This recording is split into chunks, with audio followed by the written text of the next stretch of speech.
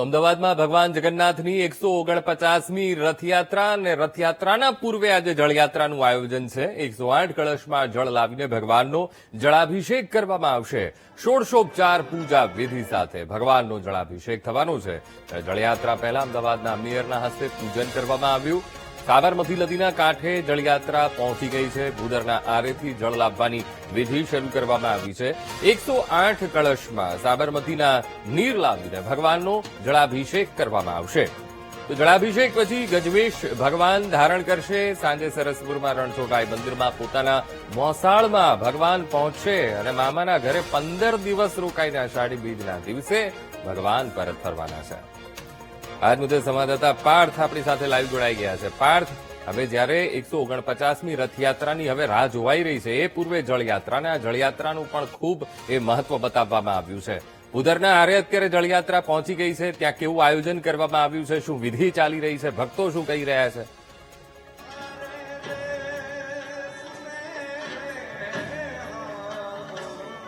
અંકુર, વહેલી સવારે ભગવાન જગન્નાથના નિજ મંદિરથી જળયાત્રાની શરૂઆત થઈ હતી। અહીંયા શાસ્ત્રોક્ત પૂજાવિધિ કરવામાં આવી। તમે જે રીતના દ્રશ્યો જોઈ રહ્યા છો તે પૂજાવિધિ કરવામાં આવી અને હવે ત્યારબાદ જે કહી શકાય કે પ્રથમ વખત સાબરમતી નદીમાં ભગવાન જગન્નાથ માટે જે પવિત્ર જળ લેવાનું છે, 108 જે કહી શકાય કે જે કુંડ છે તેમાં જે જળ લેવાનું છે તેની અત્યારે શાસ્ત્રોક્ત પૂજા વિધિ અત્યારે થઈ રહી છે। તમે જે રીતના જોઈ રહ્યા છો આ કળશ છે, 108 જેટલા કળશો અહીંયા મૂકવામાં આવ્યા છે અને આ તમામ કળશો ભરવામાં આવશે।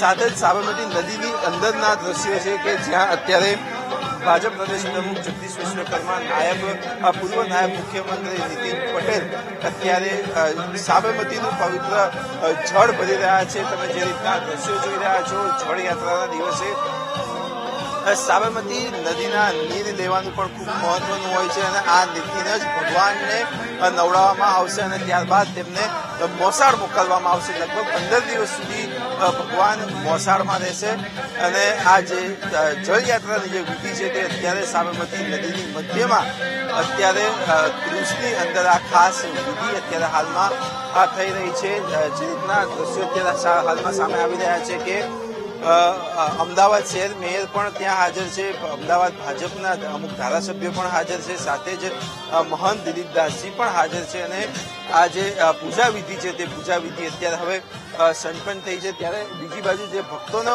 માહોલની વાત કરવામાં આવે તો એક ખાસ પ્રકારનો, એક અલગ પ્રકારનો જ માહોલ અત્યારે હાલમાં અહીંયા જોવા મળી રહ્યો છે। અમદાવાદના જે ભૂદરનો આરો છે કે જ્યાં અહીંયા શાસ્ત્રોક્ત પૂજા વિધિ કરવામાં આવી હતી। રાજનેતાઓ તો હાજર છે પરંતુ કહી શકાય કે ભાવિક ભક્તો પણ ખાસી સંખ્યામાં હાજર છે। તેમની સાથે પણ વાતચીત કરવાનો આપણે પ્રયત્ન કરીશું। જે ભજન મંડળીઓ છે તે પણ અહીંયા પહોંચી ગઈ છે અને એક ખાસ વિશેષ પ્રકારનું અહીંયા જોવા મળી રહ્યું છે। જળયાત્રા છે, કેવો આમ આનંદ, કેવો કઈ રીતનો આનંદ થાય છે એનો બહુ સારું લાગે છે અને ભગવાન પ્રત્યે બહુ ઉત્સવ સારું લાગે છે। દર વર્ષે આવીએ છીએ ભાઈ, અમને દર વર્ષે જગન્નાથના જળ લેવા આવીએ છીએ। અમે ટ્રેન નિકોલથી અમને દર વર્ષે બહુ જ આનંદ આવે છે। અમે હરખે હરખે આવીએ છીએ ભગવાનના મંદિરે અને નદીએ આવીએ છીએ અમે દર વર્ષે। જય રણછોડ મહાકાળ, જય રણછોડ। એટલો આનંદ થાય છે કે જાણે કોઈ વર્ણવી નથી શકાતો, એટલો બધો આનંદ થઈ રહ્યો છે અને ભગવાને અમને અહીંયા આવવા માટે આમંત્રણ, એના માટે મને બહુ જ ખુશી થાય છે। આજે મારી વર્ષગાંઠ છે અને એક નિમિત્તે અમે જળયાત્રામાં આવી છું, એ પણ મને બહુ એક લાભો મળ્યો છે। ચોક્કસથી જે કનૈયો છે, લાલો છે, ભગવાન જગન્નાથ છે, તેમની મૂર્તિ લઈને પણ લોકો અહીંયા પહોંચ્યા છે અને એક અલગ પ્રકારનો જ ઉત્સાહ અને માહોલ અહીંયા હાલમાં અત્યારે જોવા મળી રહ્યો છે। કાનાની મૂર્તિ લઈને તમે આવ્યા છો, કેવો ભક્તિભાવ, કેવો? અમને તો બહુ ઉત્સાહ અને આનંદ છે। જે દ્વારકાધીશની ઈચ્છા, એવું હુકુમ, એવું અમે જળયાત્રામાં આવ્યા છે। એવી ભગવાનની 15 દિવસ તૈયારી થાય છે, એવી પણ અમારી પણ તૈયારી હોય છે। આ જે દ્રશ્યો તમે જોઈ રહ્યા છો, આ એક અલગ પ્રકારનો જ આ દ્રશ્ય અમદાવાદના રિવરફ્રન્ટ ખાતે જે ભૂદરનો આરો છે કે જ્યાં અત્યારે જળયાત્રાનું વિશેષ આયોજન કરવામાં આવ્યું છે। લોકો ભગવાન જગન્નાથ, ભાઈ બલરામ અને બહેન સુભદ્રાની મૂર્તિ લઈને પણ અહીંયા પહોંચ્યા છે. તેમની સાથે પણ ખાસ વાતચીત કરીશું. તમે તો એક રથયાત્રા જ કરી નાખી અત્યારે જલયાત્રામાં. હા, બહુ ઈચ્છા હતી આ જલયાત્રામાં આવવાની. અમારે ઘરે જગન્નાથ પુરીથી સ્પેશિયલ લઈને આવ્યો છું. જગન્નાથ પુરી ગયો હતો ને ત્યાંથી લઈને આવ્યો છું આ ફેરી. હા, અને કલર કરાયા અહીંયા. કેવો આમ કેવી ભક્તિ, કઈ ભક્તિને માપી ના શકાય, પરંતુ શું કહેશો ભક્તિ બાબતે? આજે જલયાત્રા છે. આજે જલયાત્રા છે, અમને બહુ આનંદ ને ઉત્સાહ છે. અમને આ જળયાત્રામાં જોડાવાનો આનંદ મળ્યો છે. અમે છેક જગન્નાથપુરીથી આ મૂર્તિઓ લઈને આવ્યા છીએ અને આ યાત્રામાં અમને બહુ જ આનંદ, ઉત્સાહ અને ઉલ્લાસ છે. દર વર્ષે આવીએ છીએ. જે આ દ્રશ્યો જોઈ રહ્યા છો અંકુર, આ અમદાવાદ ભગવાન જગન્નાથની જે જલયાત્રા યોજાઈ રહી છે તેના આ દ્રશ્યો છે. લોકો તો ના કહી શકાય, પરંતુ જે ભક્તો છે એ ભક્તોમાં એક અલગ પ્રકારનો જ માહોલ અત્યારે હાલમાં અમદાવાદમાં જોવા મળી રહ્યો છે. વિશેષ પ્રકારનો માહોલ, ભક્તિભર્યો માહોલ અહીંયા જોવા મળી રહ્યો છે અને લોકો ભગવાનના જે કહી શકાય કે ગીતો ઉપર જીવી રહ્યા છે, ત્યારે એ પણ અમે સંભળાવવાનો પ્રયત્ન કરીશું.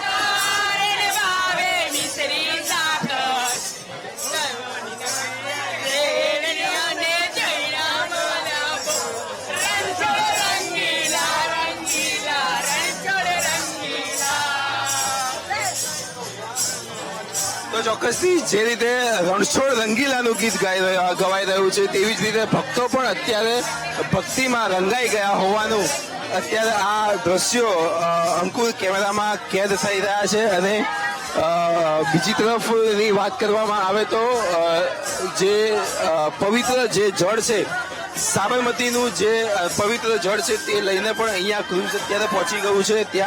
અત્યારે ત્યાં પણ પાછું જે તમામ જે શાસ્ત્રો પૂજા વિધિથી આ જે 108 કળશ ભરવામાં આવશે. જે પ્રથમ કળશ ભરવામાં આવ્યો છે તે પ્રથમ કળશથી જળથી આ તમામ 108 કળશ અત્યારે ભરવામાં આવશે. અને તમે જે રીતના દ્રશ્યો જોઈ રહ્યા છો, જે લોકો એટલે કે જે કહી શકાય કે રાજનેતાઓ છે તે અંદર જળયાત્રામાં જોડાયા હતા, ભાવિક ભક્તો જોડાયા હતા. સાથે જ એ હવે અત્યારે અહીંયા તમે જે રીતના દ્રશ્યો જોઈ રહ્યા છો ક્રુઝની અંદર, એટલે કે એક ભક્તિભાવ પૂર્વકનો માહોલ અહીંયા હાલમાં જોવા મળી રહ્યો છે. જી અંકુર.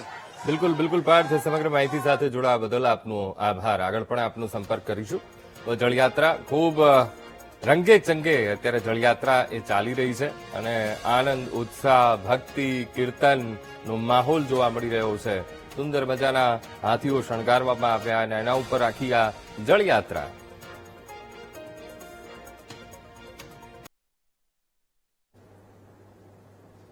નમસ્કાર, આપ જોઈ રહ્યા છો પીટીવી ન્યૂઝ ગુજરાતી. હું છું અંકુર રાવલ. અમદાવાદમાં ભગવાન જગન્નાથની 149મી રથયાત્રા પૂર્વેની આ જળયાત્રા અને 108 કળશમાં જળ લાવીને ભગવાનનો જળાભિષેક કરવામાં આવી રહ્યો છે. સીધા જ દ્રશ્યો અમે આપને બતાવી રહ્યા છીએ. ભગવાન અહીંથી સીધા એ મોસાળ એ જતા હોય છે એ પહેલા આ જળાભિષેક કરવામાં આવતો હોય છે અને 108 કળશમાં સાબરમતીનું જળ લાવવામાં આવે છે અને એ કળશ વડે એક બાદ એક અભિષેક કરવામાં આવે છે. મોટી સંખ્યામાં ભક્તોનો જમાવડો પણ છે મંદિરમાં. અમે આપને આ સીધા જ દ્રશ્યો બતાવી રહ્યા છીએ કે જ્યાં ભગવાનનો આ જળાભિષેક કરવામાં આવી રહ્યો છે. 149મી રથયાત્રા 16 તારીખે યોજાવાની છે. એ પહેલા જળયાત્રાનું પણ એટલું જ મહત્વ હોય છે. આ જળયાત્રામાં મોટી સંખ્યામાં ભક્તો પણ જોડાતા હોય છે. સાથે સાથે હાથીઓનો પણ એ શણગાર કરવામાં આવતો હોય છે અને હાથીઓ ઉપર એ કળશને લઈ જવામાં આવતા હોય છે અને આદર સત્કાર સાથે એ કળશને એ સાબરમતીના કાંઠેથી, ભૂદરના આરેથી એ જળ ભરવામાં આવે છે અને ત્યાંથી પરત લાવવામાં આવે છે. દ્રશ્યોમાં દેખાઈ રહ્યો છે સરસ મજાનો ભગવાનને જળાભિષેક કરવામાં આવી રહ્યો છે. સાથોસાથ શાલિગ્રામજીની સેવા પણ ત્યાં છે અને શાલિગ્રામજી ઉપર પણ આ જળાભિષેક કરવામાં આવી રહ્યો છે. જગતના નાથનો આ જળાભિષેક અમે આપણે આ સીધા સુંદર દ્રશ્યો અમે બતાવી રહ્યા છીએ. ભગવાન જગન્નાથ સાથે બહેન સુભદ્રા અને ભાઈ બલભદ્ર. આ જે જળ યાત્રા એનું પણ ખૂબ ધાર્મિક મહત્વ છે. આ જળ લાવવાની જે વિધિ કહેવામાં આવે છે, ભગવાનને સ્નાન કરાવવામાં આવે છે. 1604 ભગવાનનું પૂજન કરવામાં આવતું હોય છે, જેમાં 1604 એટલે 16 દ્રવ્યો એમાં લાગતા હોય છે અને 16 દ્રવ્યોથી ભગવાનની વિધિવત રીતે મંત્રોચ્ચાર સાથે એ પૂજન કરવામાં આવતું હોય છે.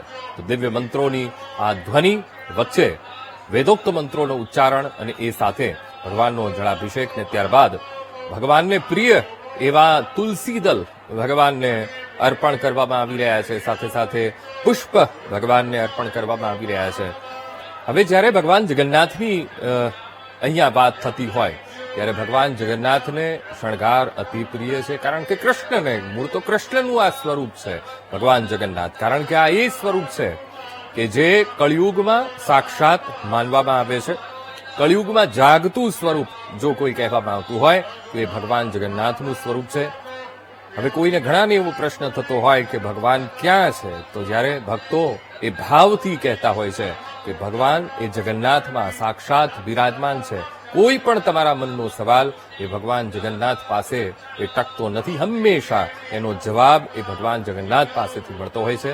વિધિવત રીતે, સુંદર રીતે ભગવાનની આ પૂજા કરવામાં આવી રહી છે. ભગવાનને પ્રિય એવા તુલસી દલ તેમના ઉપર પધરાવવામાં આવી રહ્યા છે. સાથોસાથ વેદ મંત્રોનો આ ધ્વનિ, પુરુષ સૂક્તનો એ પાઠ જે ભગવાનને અતિ પ્રિય છે અને એના વડે ભગવાનની આ પૂજન અર્ચન કરવામાં આવી રહ્યું છે.